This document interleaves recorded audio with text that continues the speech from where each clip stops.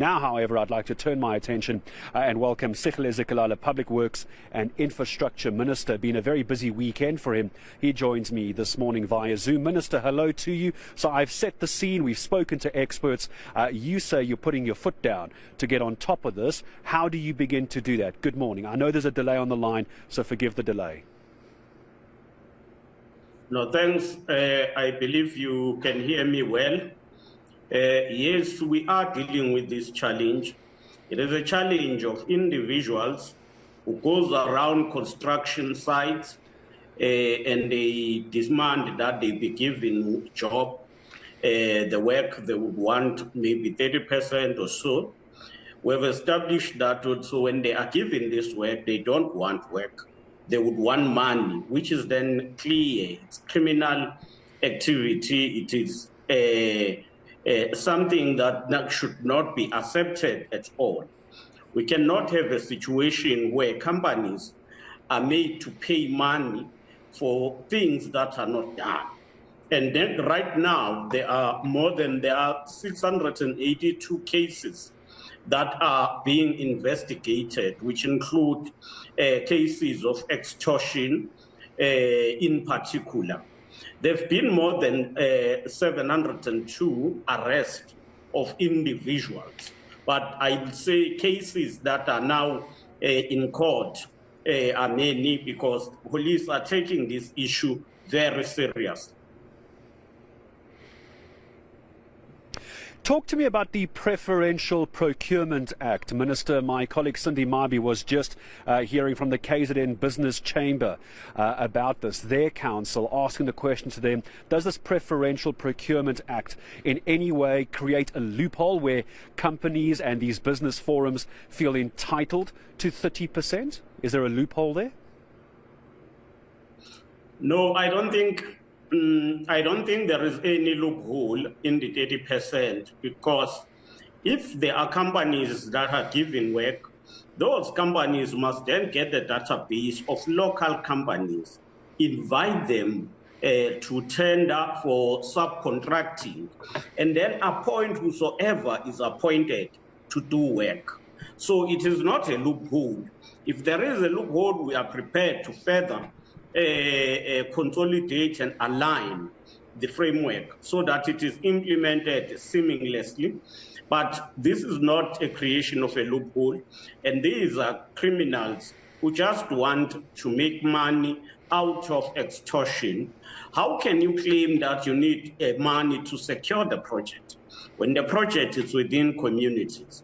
Now, I think in the country we need to be very firm and unite with stakeholders and organized businesses to support the construction industry against this syndicate, against this mafia, which is crisscrossing the country, undermining the economy.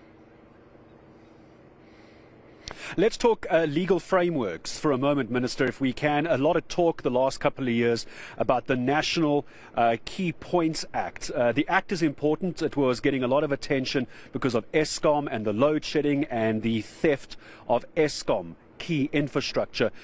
Discussions around including the construction sector, perhaps government contracts specifically, and enveloping them within the National Key Points Protection Act or the National Key Points Act. Is that something that's being discussed? Could that work from a legal framework so we don't just see arrests, we also see convictions?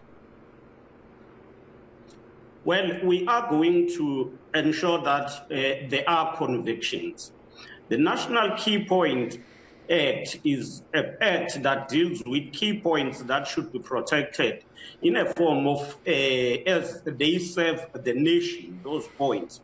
But the issue of criminals who are going around disrupting and extorting money needs to be given urgent attention. I agree with you.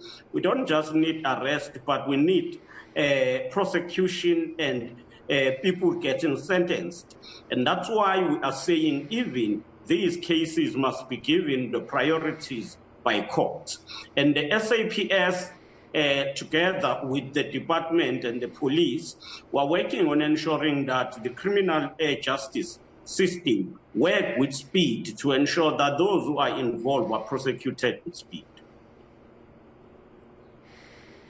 I want to ask about an article that I've been referring to throughout the morning, citing a report, Minister, by the Global Initiative Against Transnational Organized Crime. It's quite a mouthful, but there's talk here of one of the groups forming a mafia. I think this is down in KZN, which is, I know, a big focus of yours, forming an organization that is the Federation for Radical Economic Transformation. This kind of behavior of this construction mafia sets back this kind of transformation, but yet it bastardizes the idea of radical economic transformation. But that's the guise under which it's being performed. Well, we cannot allow any association to conduct criminal activities. If the Radical Economic Transformation Forum, whichever is that forum, is wanting to engage with government, they can engage with us openly, and we can assist in ensuring that they are aligned to policies that will assist them to be players in the industry. As you have said, according to the Global Initiative Against Transnational Organized Crime, this disruption has costed government billions.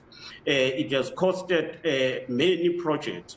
About 186 projects are listed in that report that have been delayed due to this challenge. We are going to work on it. We are not going to relent or found wanting. We are going to be firm in dealing with this thing. Yeah, it's more about the convictions, as you say, Minister. Arrests are one thing, convictions are quite something else. A relook possibly at some kind of legal framework. Is that something available at the moment? That's something we're going to continue to debate. My thanks to Sihle Zikalala, Public Works and Infrastructure Minister, making time for us this morning on eNCA.